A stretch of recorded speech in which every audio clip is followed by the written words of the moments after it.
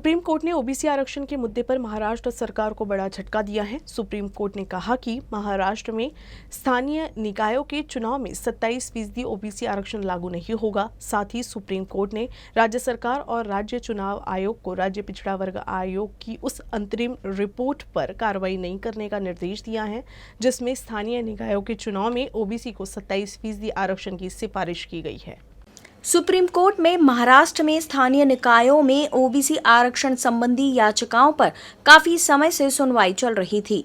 पिछली सुनवाई में महाराष्ट्र सरकार ने सुप्रीम कोर्ट को बताया था कि राज्य पिछड़ा वर्ग आयोग ने अपनी अंतरिम रिपोर्ट में स्थानीय निकायों में अन्य पिछड़ा वर्ग को 27% तक आरक्षण देने की सिफारिश की है। राज्य सरकार ने शीर्ष अदालत में कहा था कि अंतरिम रिपोर्ट की सिफारिश को ध्यान में रखते हुए आगामी चुनाव को ओबीसी आरक्षण के साथ आयोजित करने की अनुमति दी जानी चाहिए। सुप्रीम कोर्ट ने इस रिपोर्ट की सिफारिशों को मानने से इनकार करते हुए कहा कि चुनाव बिना ओबीसी आरक्षण के ही कराए जाए। बता दें कि महाराष्ट्र में बीते साल 2021 स्थानीय निकाय के चुनाव होने थे। अन्य पिछड़ा वर्ग को 27% आरक्षण के मामले के चलते निकाय चुनाव स्थगित कर दिए गए थे। अब सुप्रीम कोर्ट के फैसले के बाद बिना आरक्षण के ही आगामी स्थानीय निकाय चुनाव कराए जाएंगे। नेता देवेंद्र फडणवीस ने सुप्रीम कोर्ट के फैसले पर अपनी प्रतिक्रिया देते हुए राज्य सरकार पर हमला बोला। उन्होंने कहा, राज्य सरकार सुप्रीम कोर्ट में अपना पक्ष सही तरीके से नहीं रख पाई। उन्होंने कहा, आरक्षण के बिना राज्य में स्थानीय निकाय चुनाव का भाजपा विरोध करेगी। ओबीसी राजकीय आरक्षणाच्या मुद्द्यावर आज सर्वोच्च न्यायालयामध्ये राज्य सरकारची अक्षरशः बेआबरू झाली। ज्यावेळेस न्यायाधीशांनी विचारलं की तुम्ही जो डेटा या ठिकाणी सबमिट केलेला आहे त्यासोबत तुम्हीच असं लिहिता की आम्ही अजून एम्पिरिकल डेटा जमा केला नाही, तर मग हा कुठला डेटा तुम्ही कट पेस्ट करून लावलाय याचं उत्तर आम्हाला द्या। त्याचं उत्तर राज्य सरकार देऊ शकलं नाही। हा डेटा जमा करण्याची मेथोडॉलॉजी काय आहे या संदर्भात राज्य सरकार सांगू शकलं नाही। कोर्टाने सांगितलं साधी तुम्ही तारीख देखील टाकलेली नाही की कुठल्या तारखांमध्ये तुम्ही हा डेटा जमा केलाय, हा अहवाल कधी तयार केलाय त्याचा देखील साधा उल्लेख या ठिकाणी नाही। आणि जो डेटा तुम्ही नाकारत होता तोच डेटा पुन्हा आम्हाला कटपेस्ट करून तुम्ही देताय। अशा प्रकारे अक्षरशः राज्य सरकार से धिंदौड़े त्या ठिकाणी निघाले। ओबीसी आरक्षण पर पूर्व मंत्री और भाजपा नेता डॉक्टर अनिल बोंडे ने अपनी प्रतिक्रिया दी है। सुप्रीम कोर्ट में एक बार फिर महाराष्ट्र सरकार की फजीहत होने का बयान बोंडे ने दिया है। साथ ही बोंडे ने आघाड़ी नेताओं ने ओबीसी के साथ अन्याय करने का आरोप लगाया। पश्चिम महाराष्ट्रामधल्या प्रस्थापित नेत्यांना ओबीसींना जागा द्यावी लागतील आणि हे प्रस्थापित नेते म्हणजे कोण? हे राष्ट्रवादीचे मोठे पुढारी ज्यांना ओबीसीच्या लोकांना राजकीय स्थानिक नगरपालिकेमध्ये जिल्हा परिषदेमध्ये जागाच द्यायच्या नाही आणि त्यामुळे जाणीवपूर्वकरित्या एम्पिरिकल डाटा दिल्या जात नाही, मागासवर्गीय आयोगाला सवलती दिल्या जात नाही, निधी दिल्या जात नाही। त्यांनी 400 कोटी रुपये मागितला, हे 5 कोटी देतात आणि त्यामुळे ओबीसीला आरक्षणच मिळू नये, राजकीय आरक्षण असा डाव या सरकारनं, महाविकास आघाडी सरकारनं सुरू केलेला आहे आणि म्हणून या निवडणुका ओबीसी आरक्षणाशिवाय होऊ नये याची काळजी या सरकारनं घेतली पाहिजे। ताबडतोब डाटा दिला पाहिजे, एवढीच महत्त्वाची बाब आहे।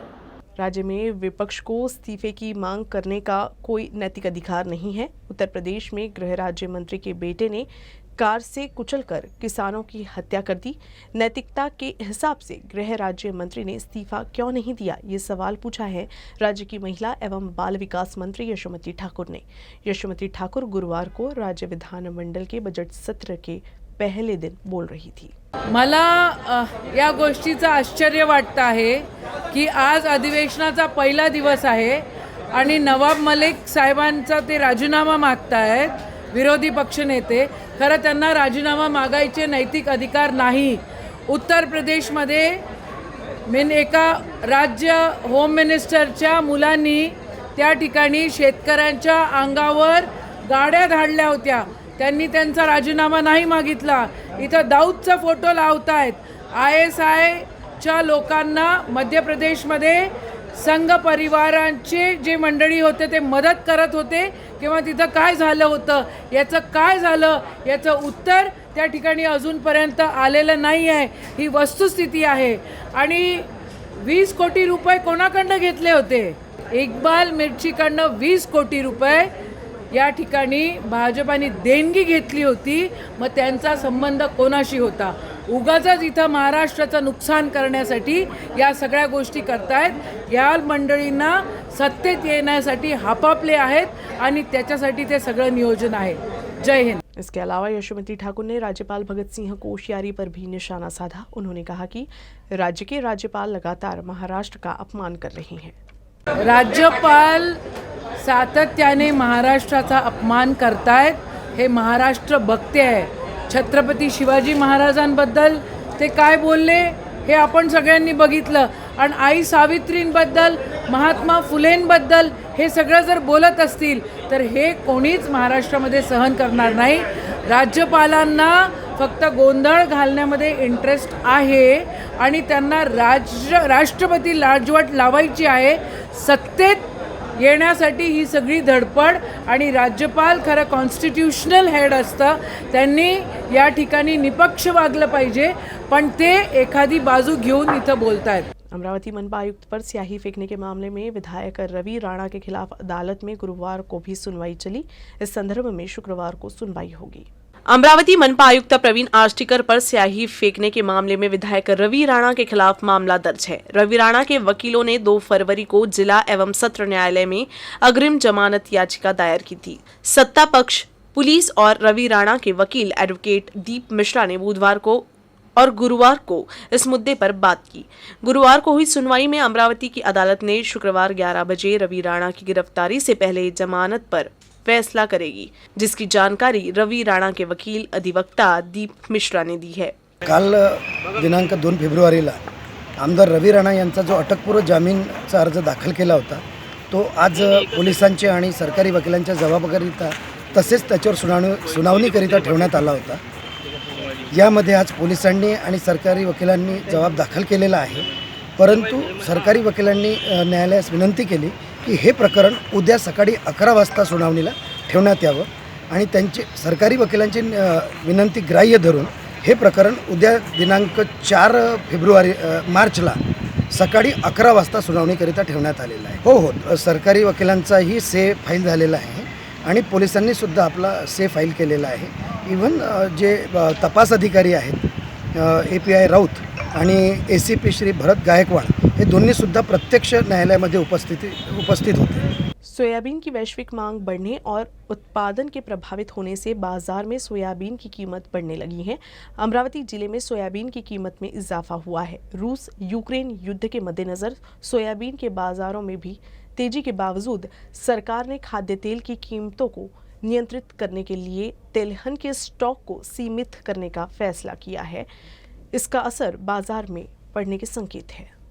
सोयाबीन की कीमतों में सितंबर के बाद से ही गिरावट देखी जा रही थी. पिछले साल मई में सोयाबीन की कीमत 10,000 रुपये प्रति क्विंटल तक पहुंच गई थी. हालांकि बाद में कीमत में धीरे धीरे कमी आने लगी थी, जबकि पिछले 2 महीनों में कीमत 5,500 रुपये से बढ़कर 6,000 रुपये हो गई है. इस हफ्ते ये प्रति क्विंटल सोयाबीन की कीमत 1,300 से 1,500 रुपये तक बढ़ी है और फिलहाल अमरावती के बाजार में सोयाबीन की कीमत 7,000 रुपये से 7,300 रुपये तक पहुंच गई है.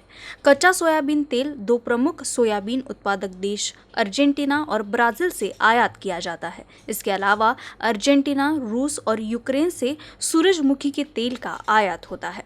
लेकिन रूस और यूक्रेन के बीच युद्ध की वजह से घरेलू बाजार में सोयाबीन की मांग तेल के लिए बढ़ गई है. चीन में पहले से ही सोयाबीन की भारी कमी है. नतीजन देश में सोयाबीन की कीमतों में तेजी आई है. सोयाबीन की मांग को देखते हुए इस बार गर्मी में सोयाबीन की खेती की जा रही है. कोरोना के संकट काल में स्वास्थ्य विभाग में सेवा देने वाले कर्मचारियों को अब अपने बकाया मानधन के लिए आंदोलन का सहारा लेना पड़ रहा है. अमरावती में कोविड कर्मचारियों ने बकाया मानधन के लिए जिला परिषद के स्वास्थ्य सभापति को घेरा. कोविड की लहर के दौरान पिछले 2 साल में अमरावती जिले में 1385 कर्मचारी और एम्बुलेंस चालक और मालिक कोविड अस्पताल में अपनी सेवा दिए थे, लेकिन इन सभी का 3 महीने का मानधन का भुगतान अभी तक नहीं किया गया है। बकाया मानधन की मांग करते हुए कोविड कर्मचारियों ने जिला परिषद के स्वास्थ्य सभापति बाला साहेब हिंगनीकर का घेराव किया। इस दौरान एनएचएम के व्यवस्थापक अशोक कोठारी का भी कोरोना योद्धाओं ने घेराव किया। जुलै महिन्याचं आमचं 15 दिवसाचं पेमेंट आहे जे आम्हाला मिळालं नाही। काही लोकांचं दिलं, काही लोकांचं दिलेलं नाहीये। आणि आमचं आज जेव्हा कोठारी साहेबांना आम्ही या गोष्टीचा जाब विचारला तेव्हा कोठारी साहेबांकडून तर काही उत्तर आम्हाला मिळालं नाही। त्यावरून आम्हाला हे समजत आहे की कोठारी साहेबांनी काहीतरी काळबेरं केलेलं आहे आणि हे 100% केलेलंच आहे, कारण की 15 दिवसाचं सुद्धा तुम्ही पेमेंट आम्हाला देऊन नाही राहिलेले आहे। जुलै महिन्याचं, ऑगस्ट महिन्याचं तर पूर्ण लोकांचं आहे, पण 15 दिवसाचं जे पेमेंट आहे हिरवींचं ते आमचं प्रत्येक म्हणजे 16 ते 17 लोकांचं पेमेंट आहे जे आम्हाला अजूनही मिळालेलं नाही आहे। 3 माह का बकाया मानधन नहीं मिलने से इन सभी स्वास्थ्य कर्मचारियों को आर्थिक परेशानी का सामना करना पड़ रहा है। इन कर्मचारियों ने 7 दिन के अंदर बकाया मानधन देने का समय दिया है। अगर 1 सप्ताह में बकाया मानधन नहीं मिला तो आंदोलन की चेतावनी दी गई है। लिखित लिहिलेलं आहे की 31 ऑगस्ट पर्यंत फंड आला आहे, तर त्यामध्येच आमच्या सगळ्यांचे पेमेंट व्हायला पाहिजे होते। मग त्यानंतर 8 महिने झाले तरी देखील अजूनही पगार नाहीये। आमचा जो आयसीयू भत्ता आहे तो देखील नाहीये। त्यानंतर यांना विचारायला येतो, यांच्याकडे उत्तर नसतात। कलेक्टर मॅडमकडे जावे तर त्या म्हणतात सीओकडे जात, निधी देण्याचं काम त्यांचं आहे। सीओना भेटलं तर ते म्हणतात माझ्याकडे पैसाच नाहीये। मग आता आमचा असा आरोप आहे की एकतर निधी आला, मग या लोकांनी खाल्ला आणि यांनीच काहीतरी मजा केली त्यावरती। मग आम्हाला एक तर स्पष्ट काहीतरी उत्तर द्या, एक तर पैसा आहे का गेला। जर भेटणार नसेल तर त्यावर आता आम्हाला काहीतरी आक्रमक काहीतरी भूमिका घ्यावी लागेल। अमरावती जिले के दरियापुर तहसील में वन्य प्राणियों की वजह से किसानों की फसल को काफी नुकसान हुआ है। ग्रामीणों द्वारा वन विभाग से बार बार नुकसान भरपाई की मांग किए जाने के बाद भी किसानों को मुआवजा नहीं मिला, जिसके बाद मुआवजे के लिए प्रहार संगठन ने वन विभाग कार्यालय में आंदोलन किया। अमरावती जिले के दरियापुर तहसील में जंगली जानवरों के कारण किसानों की फसल को भारी नुकसान पहुंचा है। लगातार हो रहे नुकसान के चलते ग्रामीणों ने वन विभाग से मुआवजे की मांग की है।